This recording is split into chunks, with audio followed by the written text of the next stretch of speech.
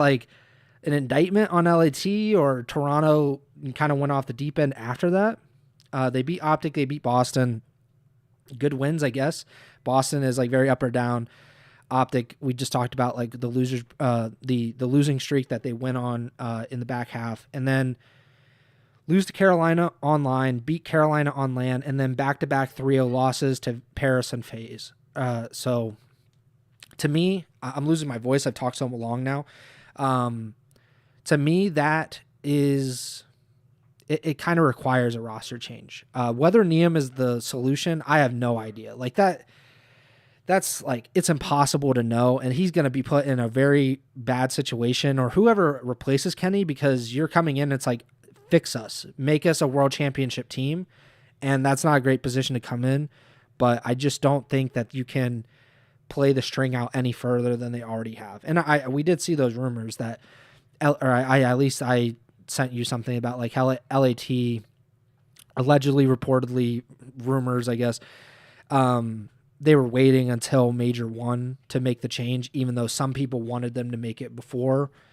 You can make the argument either way. I don't really think it matters too much, but I think if they don't make a change between the Major 1 and Major 2 qualifiers, like that's crazy to me, just in my opinion.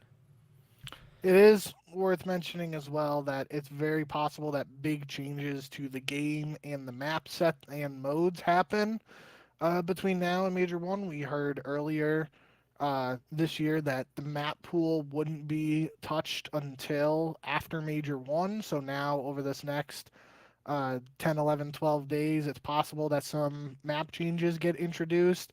We've already talked about overload, and there was a lot of discussion this weekend with teams like taking the device and just sitting in their base when they have a 2-cap lead and playing defense like that. So it's possible that the league looks to implement some rule changes to overload, which we've already talked about.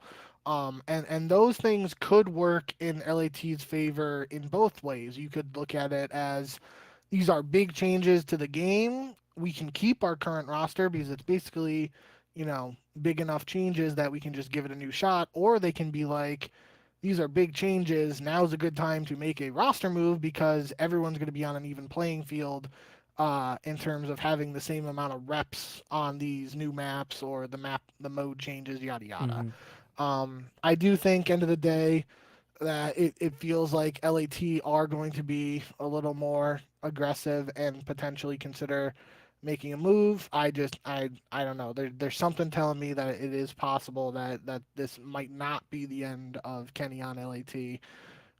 But last year I was famously wrong about all of the roster changes involving OpTic. I was like, when Hook was coming back, or Pred was coming back in for Hook, I was like, that seems like a terrible move. Hook was OpTic's best player at Major 1 and all this, and then like 2 days later it actually happened where Pred came back.